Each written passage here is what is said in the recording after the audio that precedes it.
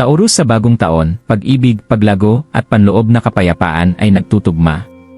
Taurus, naranasan mo na ba na kahit gaano ka magsikap, parang palaging nawawala ang pag-ibig, malayo ang mga oportunidad, at tila imposible ang kapayapaan? Ngayong bagong taon, ipinapadala sa iyo ng universo ang isang mensahe. Isang mensahe ng pag-asa, paggaling, at pagkakahanay.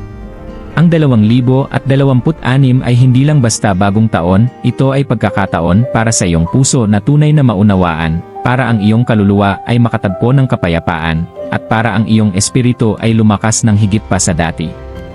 Ngayong gabi, samahan mo ako habang tinutuklasin natin ang landas na inilatag ng mga bituin para sa iyo, isang landas kung saan nagtatagpo ng perpekto ang pag-ibig, paglago, at panloob na kapayapaan, kung handa ka na silang yakapin.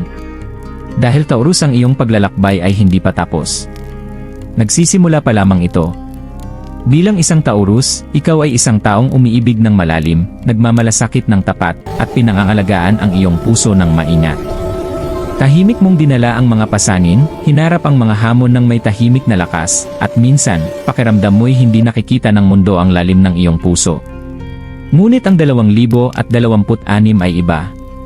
Ang enerhiya ng bagong taon ay hindi humihiling sa iyo na lumaban, ito ay humihiling sa iyo na magtagpo at mag-ayon. Itugma ang iyong puso sa pag-ibig na tunay. Itugma ang iyong mga kilos sa paglago na makabuluhan.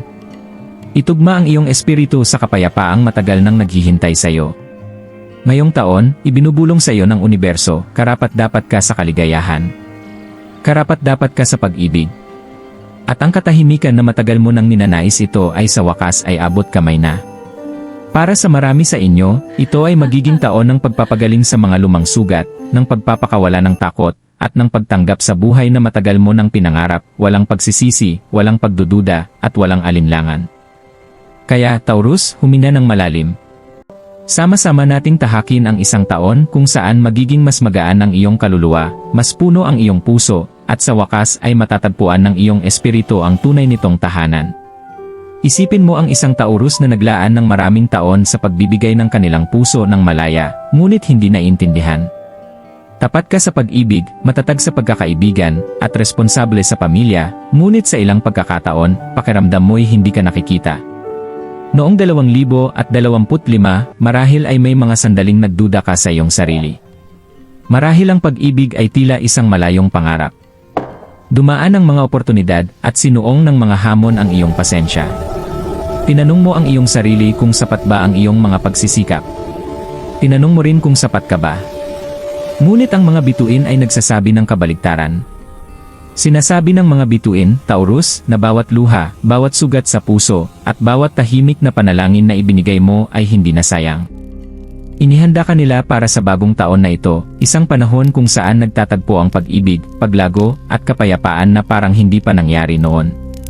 Isipin mong naglalakad sa iyong buhay ng may kapayapaan.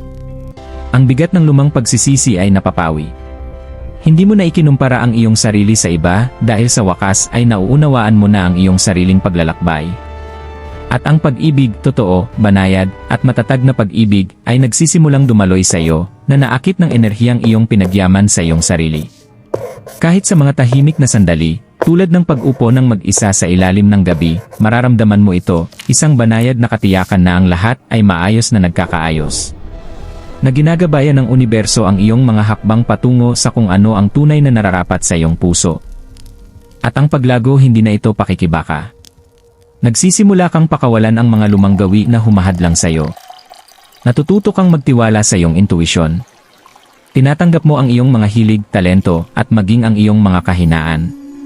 Ang dating pakiramdam na kahinaan ay ngayon iyong pinakamagandang lakas. Ang panloob na kapayapaan, na matagal mo nang hinahangad, ay hindi na pangarap.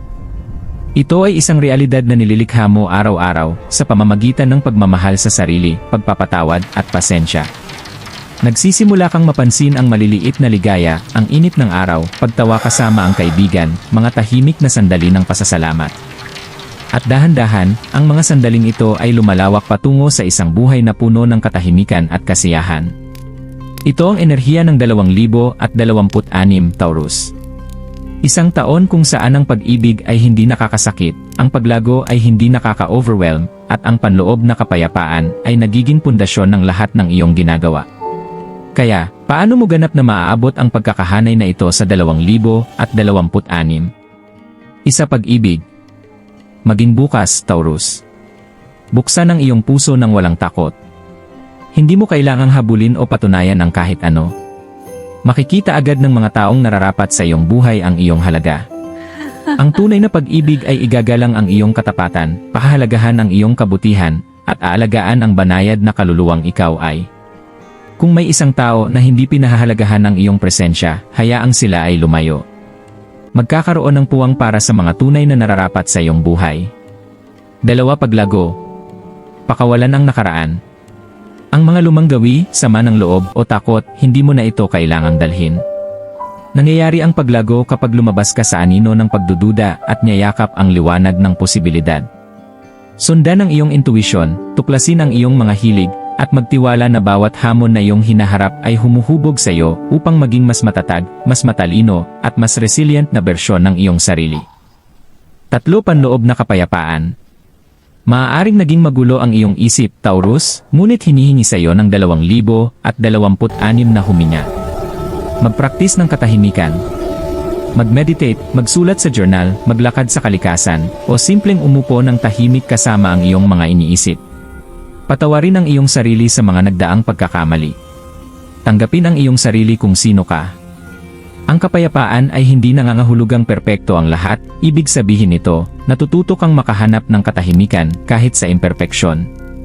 Ipinapakita ng astrolohiya na ang mga planeta ay nakahanay upang suportahan ang iyong paglalakbay. Binubulong ni Venus ang tungkol sa pag-ibig, pinapaliyab ni Mars ang iyong tapang, at hinihikayat ni Mercury ang kalinawan sa iyong mga desisyon. Gamitin ang enerhiyang ito upang lumikha ng buhay kung saan nagkakaisa ang iyong puso, isip at kaluluwa.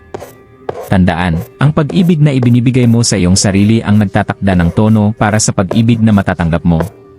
Ang paglago na iyong pinagsisikapang makamtan ang humuhubog sa buhay na iyong iral. Ang kapayapaan na iyong pinagyayaman ang nagtatakda kung paano mararanasan ng iyong kaluluwa ang mundo. Ikaw, Taurus, ay hindi lamang nakaliligtas. Ikaw ay nagigising. Kung naramdaman mo ang mensaheng ito, Taurus, maglaan ng sandali upang magnilay. Ano ang iyong pakakawalan ngayong taon? Anong pag-ibig ang iyong tatanggapin? Anong mga hakbang ang iyong gagawin patungo sa iyong paglago at panloob na kapayapaan? Magkomento sa ibaba at ibahagi ang iyong mga intensyon para sa 2026. Lumikha tayo ng isang komunidad kung saan tayo ay nag-aangat, naghihikayat, at sumusuporta sa isa't isa sa bawat hamon at bawat tagumpay. At kung ang mensaheng ito ay tumama sa iyong puso, huwag kalimutang i-like ang video na ito at mag-subscribe para sa higit pang astrolohiya, gabay sa buhay, at mga motivational na mensahe na espesyal na ginawa para sa iyo, Taurus. Taurus, ang mga bituin ay hindi lamang mga tuldok ng liwanag sa kalangitan, sila ay mga gabay, bumubulong ng paalala tungkol sa iyong lakas, iyong kagandahan, at iyong tadhana. Ang 2026 ay iyong taon. Ang taon kung saan ang pag-ibig ay makakahanap sa iyo, ang paglago ay magbibigay sa iyo ng kapangyarihan, at ang panloob na kapayapaan ay yayakap sa iyo ng buo. Ang universo ay nakahanay upang tulungan kang maghilom, tulungan kang umunlad, at tulungan kang yakapin ang iyong pinakatunay na sarili. Hawakan ang iyong puso ng maingat. Magtiwala sa iyong landas. At alamin na bawat sandali ng pagdududa na naramdaman mo noon ay inihanda ka para sa pagbabagong ito. Banal ang iyong paglalakbay. Matatag ang iyong kaluluwa. At ang iyong buhay ay handa ng kuminang ng mas maliwanag kaysa dati.